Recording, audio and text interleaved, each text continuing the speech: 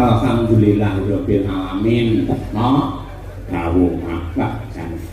Puji syukur kunjur ngarsane Gusti ingkang nyipta jagat ingkang wis paring kanikmatan kamulyan kesehatan barokah marang sedherek para titah. Ngono ya ya. Marambah makaping-kaping mligine ing Kecamatan Babatan awake dhewe isih dipercaya isih ditresnani karo para warga masyarakat. Mula nganti makaping-kaping awake dhewe sowan dan Ponorogo khususing Babatan. Ya. Malah bengi iki dipun timbali dening pepundhen kula Bapak kami tuwa, Bapak Sukamto sekalian Ibu Pujiati ya, Mas. Engal enggak oneng Karanggayam Trisana Babatan Ponorogo. Nggih.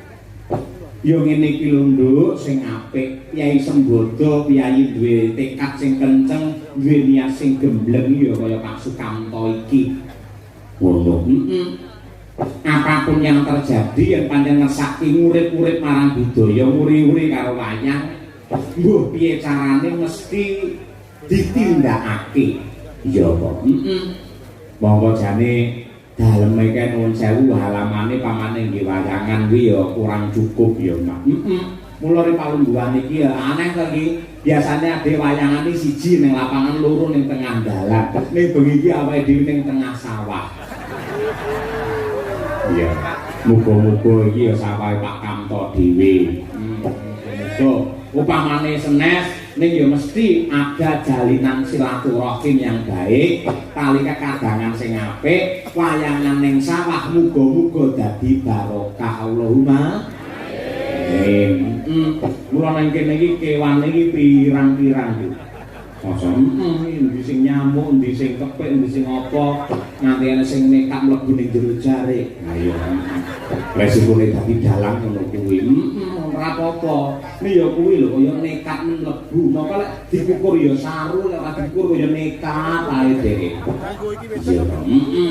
Ora apa-apa ya. Ora apa-apa. Iki sing tegese Bapak Sukamto iki patut minangka contoh, patut minangka ketua tulodo.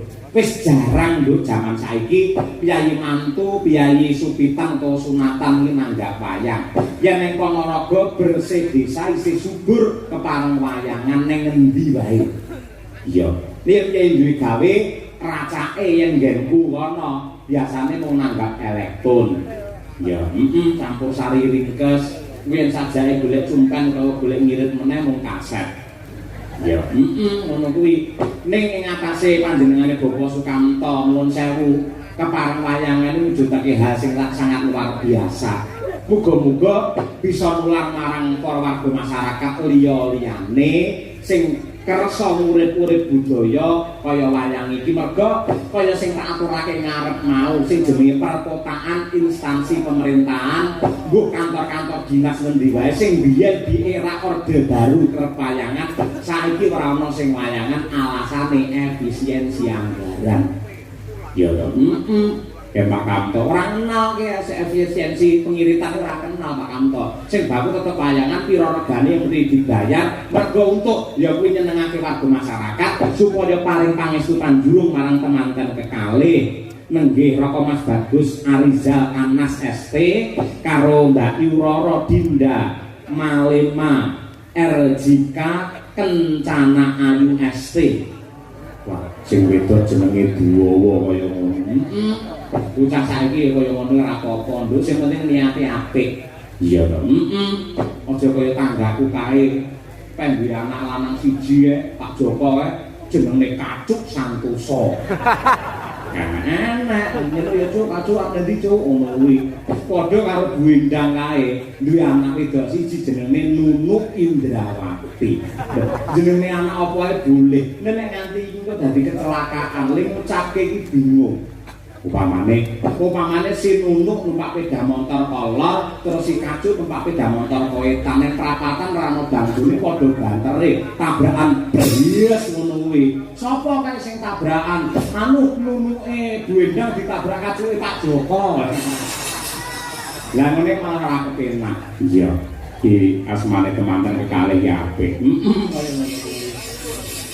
muga-muga iso nular ning liya-liyane monggo Pak wayangan tur le wayangan utawi mirsani wayang mangke putra-putrane diganti mirsani wayang ya men bocah ngerti karo wayang sak kuwate yen cara aku mbiyen mesti sore iki turu dhisik terus jam 3 digugah terus nonton wayang nggih men muro kali garing-garinge yen cara aku ya men ora kepaten ngobor wayang tetep ditresnani karo akeh ora mergo aku seniman dalang terus wayang ben eksis aku ben payu ki ora wayang ini milik kita bersama semua warga masyarakat mempunyai kewajiban untuk melestarikan ya pokok jaman sing wis kaya ngene lho nduk golek sandang pangan ki angel kaya ngene pemerintah gawe kebijakan sosok yang malah bingungke masyarakat gawe kebijakan malah gawe rekasane warga masyarakat ning tekad suci dari Bapak Sukamto untuk memberi hiburan dan mengangkat seni budaya wajib diacungi jempol tepuk tangan untuk Bapak Sukamto kami tua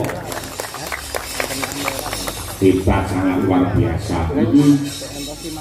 mundur temanten utawa boyong manten ya Pak muga-muga temanten kekalih pikantuk wahyune judu keluarganipun sakinah mawaddah warahmah penuh dengan barokah anane mung guyub rukun lan kagungan wujude katresnan minangka talining bebrayan wujude putra kaya golek kencana sing bisa tata jama minangka penyambungi umur lan uga dalan kamulyane wong tuwa iya ngono ya Pak mau Pak Kamto ya kepareng paring dawuh ngersake lelagon larase slindro patete 9 iya Pak ngono kuwi Assalamualaikum warahmatullahi wabarakatuh Pak Delang Waalaikumsalam nyuwun gending ngimpi dipun dawani angka kalih sesedeman kagem warga masyarakat Karanggayam Trisana selamat mirsani ya saking Bapak Sukamto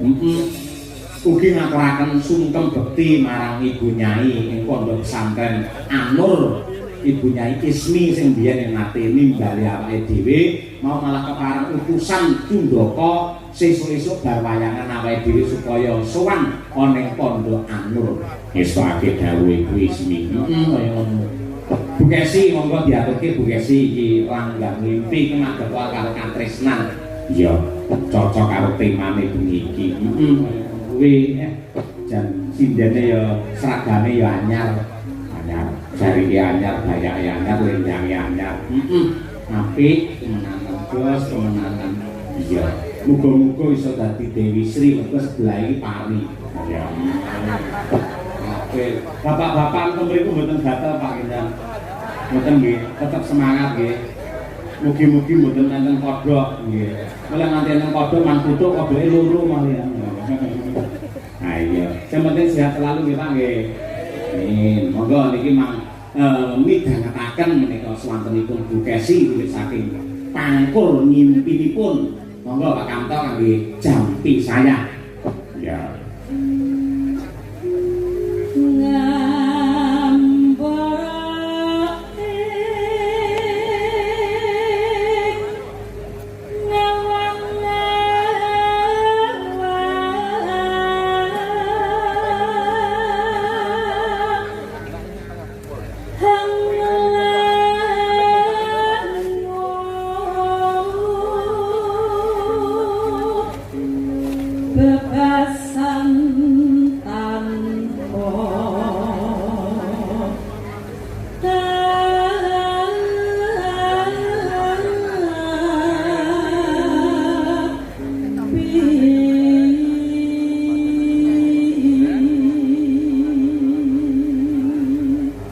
Ugi kula dherekaken ngaturaken panuwun dumateng Pak Poyanto Lembah panjenengane sengko pareng nderekake Bapak Sukamto nalika tindak ning kubuke dhewe Karanganyar.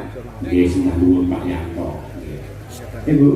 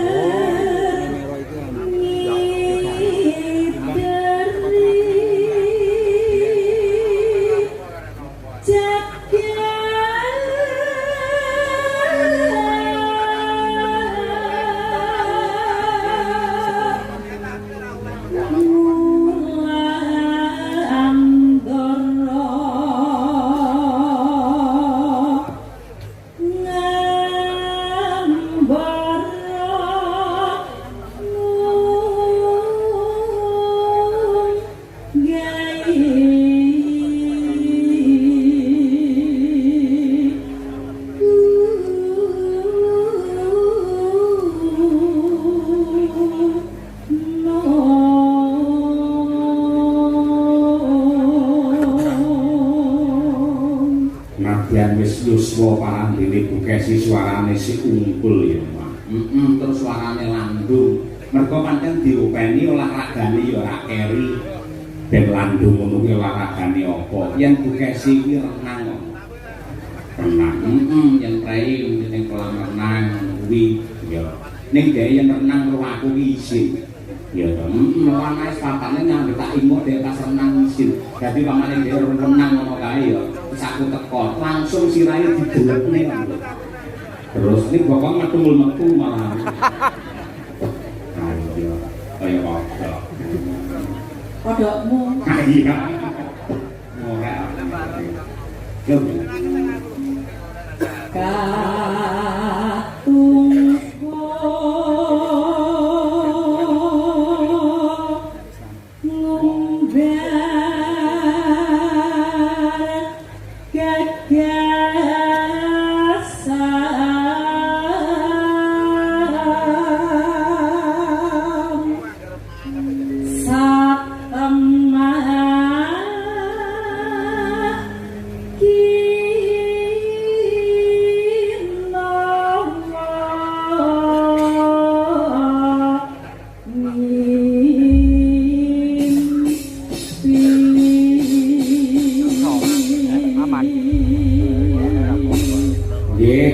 monggo sak langgamipun duwe gelar pamayan. Yo.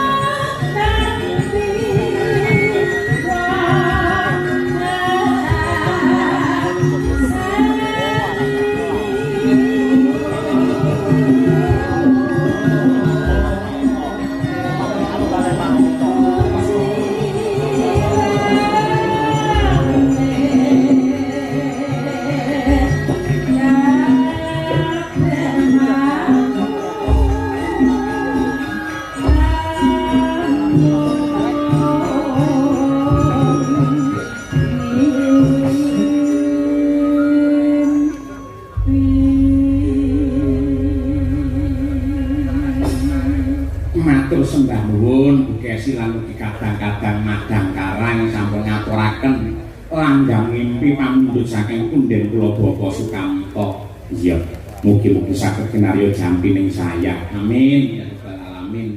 Aku ora ngira lho, Nduk, jebul ki ana bintang tamune. Bilane. Dewas aku bingung. Nah iya. Ya kuwi Mas Klitik karo Mas Klutuk.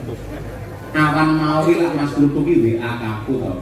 Mas mangke nampa kula temu jenengan mboten niku. Kula mboten ngejok jenengan. Mboten Ponorogo teng daerah Trisana niku. Sik tak telepon Pak Kamto, Pak. Jenengan apa ngejok Mas Klitik Klutuk? Nggih Pak, dalang ngapunten dereng anu ngendika kalih jenengan. Oh, nggih mboten napa-napa. Iki ana bintang tamune. Ya, enteng iki penak iki. Kari rungokne to. Ha iya. Coba diaturake lalang kekek tak bagus. Mas Klitik karo Mas Klutuk